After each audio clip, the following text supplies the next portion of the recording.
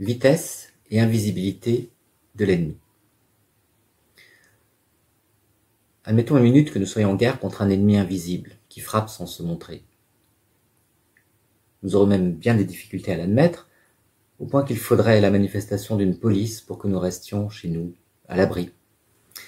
Comme si nous devions prendre conscience que la guerre avait changé, qu'elle était devenue autre. Moins qu'une guerre, puisque l'ennemi est invisible, mais aussi plus qu'une guerre, une guerre plus guerrière que la guerre, et pour la même raison. Mais la guerre idéale, celle qui affronterait face à face des ennemis réciproquement visibles, cette guerre n'existe pas. Sun Tzu, grand stratège chinois du 8e siècle avant Jésus-Christ, le dit déjà. On n'entend ni ne voit pas vraiment ni ses alliés ni ses ennemis, pas même ses propres troupes. Je le cite. Comme la voix humaine est inaudible pendant le combat, on utilise des tambours et des cloches. Comme les troupes ne peuvent se voir clairement pendant le combat, on utilise des drapeaux et des étendards. Le même stratège admet tout à fait que chaque armée fasse tout pour voir sans être vue. Je le cite à nouveau.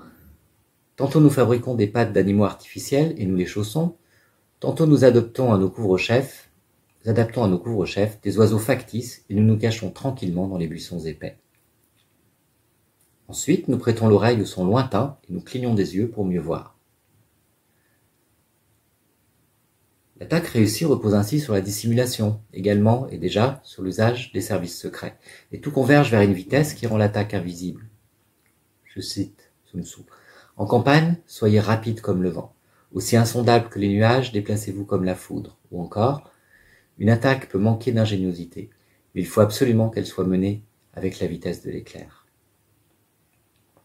L'éclair, c'est à la fois ce qui est le plus visible et ce qui frappe avant qu'on l'ait vu. C'est la guerre, c'est l'ennemi tel quel. Il peut même en découler que l'ennemi n'est pas celui que l'on croit. Dans la défaite de Waterloo, racontée par Victor Hugo dans Les Misérables, Napoléon se place à un endroit où il croit assister à tout le théâtre des opérations. Il ne manque à son champ de vision que le fossé où s'abîmera toute la charge de sa cavalerie.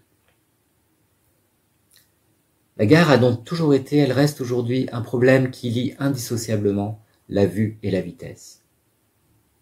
Qu'a changé la modernité? La vision n'est plus la même. Comme l'a remarqué Hannah Arendt, on peut faire remonter la modernité à l'invention du télescope, qui permet de porter la vision hors du monde. Mais elle le dit aussi, cette modernité s'accomplit dans le satellite, qui dans une perspective inverse, fait voir le monde du dehors, d'en haut. Il n'est donc pas étonnant que les guerres actuelles reposent sur cette vue surplombante, indissociable de la vitesse, qui est celle des satellites, des missiles, des avions, des drones. Tous ces instruments qui servent ou à voir et frapper avant même d'être vus. Détection, surveillance, frappe ont donc rendu la guerre de plus en plus rapide et de moins en moins visible ou prévisible. Et une raison plus profonde fait que la guerre n'a jamais été vraiment visible. Elle est énoncée très clairement par un historien de la mortalité, Sofiane Boudiba, dans un ouvrage qui se nomme justement L'ennemi invisible. Celui-ci montre que les guerres du Moyen-Âge ne se découlent pas comme le voudraient les chansons de geste, qui privilégient le combat face à face entre héros singuliers et le choc des armées. Les soldats, en effet, pour la plupart, ne meurent pas au combat, mais en raison des épidémies et de la famine. Ils sont donc terrassés par des virus, acteurs invisibles de toutes les chroniques. Parce que la vision de haut du télescope est aussi celle du microscope, cet acteur invisible, le virus, nous pouvons quasiment le voir aujourd'hui, avec sa forme circulaire, sa couronne de protéines. Et cet autre ennemi, qui n'est pas seul, qui s'accompagne de la faim et de la misère, est aussi celui qui change, comme il a toujours changé la guerre.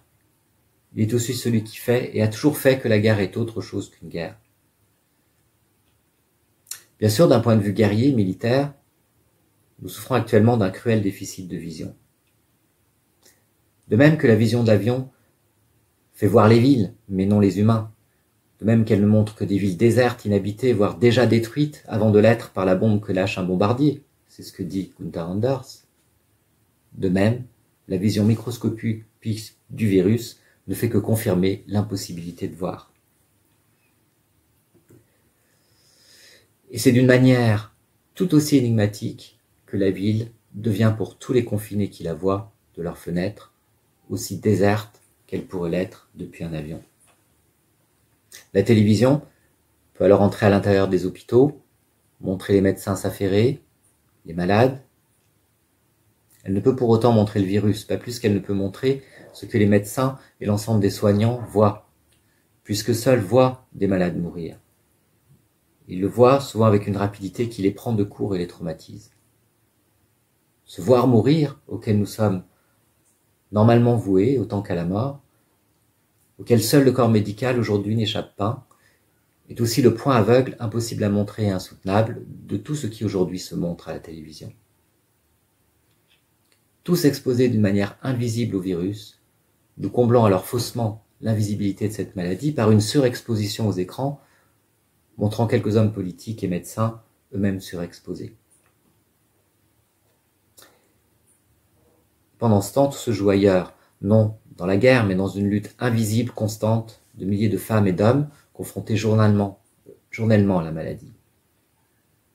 Les médecins, les aides-soignants, surtout les aides-soignantes, moins visibles que les médecins, mais aussi les malades, les familles de malades, les travailleurs, surtout les travailleuses qui sont maintenues devant leur caisse de supermarché et encore confinées, tous restent très majoritairement invisibles.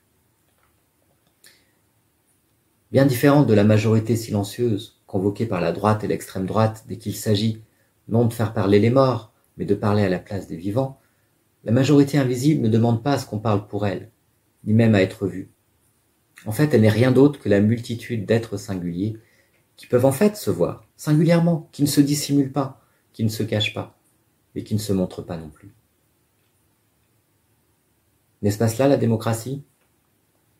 Si une troupe n'est pas visible sans étendard, le peuple d'une démocratie, même facilement rangé sous un étendard, ne se montre pas sous lui. Il est toujours ailleurs, il échappe toujours à la simple vision, comme à la télévision. Il n'apparaît pas dans la visibilité de ses représentants politiques. Ne nous trompons pas, le vrai pouvoir lui-même a toujours été invisible, il est dans la détection discrète de ce que nous faisons ou disons. Il voit sans être vu. Mais la démocratie qui lui résiste n'éclate pas non plus dans le spectacle des palais, les mises en scène des prises de parole, les déploiements des forces de l'ordre. La démocratie, c'est vous, c'est moi, malade ou non, luttant dans l'invisible face à un adversaire invisible. La maladie étant l'intensification de la lutte. La démocratie, c'est aussi l'invisibilité de la recherche à long terme, l'invisibilité ordinaire des hôpitaux et de leur personnel. Que le pouvoir exécutif, ce même pouvoir qui nous donne aujourd'hui des leçons de visibilité, s'est efforcé pendant des mois de ne pas voir, alors même qu'elle se manifestait dans la rue. Et cette démocratie n'est telle que si elle s'ouvre à ceux qu'on voit le moins, migrants, habitants des favelas ou des quartiers denses et pauvres, de bien des métropoles mondiales. De ce point de vue, il ne s'agit pas de retomber dans les ambiguïtés de la souffrance à distance révélée il y a 30 ans par Luc Boltanski. La télévision et la télépitié ne font que montrer l'urgence de passer à un autre mode de relation que la simple vision. Une relation de coexistence, d'hospitalité et de lutte commune supranationale. Après tout, je ne fais que reprendre ici une question qui est sur toutes les lèvres. Quand nous revoyons-nous ? Bien sûr, il semble maintenant que vous me voyez et que je ne vous vois pas.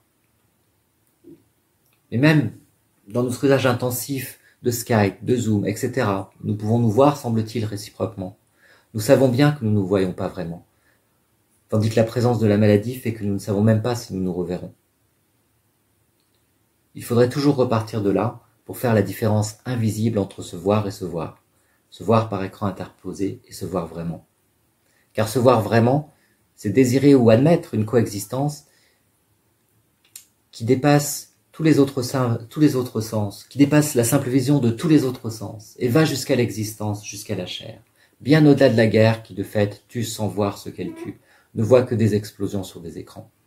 C'est bien pourquoi, dès aujourd'hui, la douleur et la lutte échappent toujours à la vision prétendue de la guerre, celle lassante des chefs de cette prétendue guerre. Elle échappe à la vision, de même que tous les vrais sentiments, et surtout tous les vrais efforts.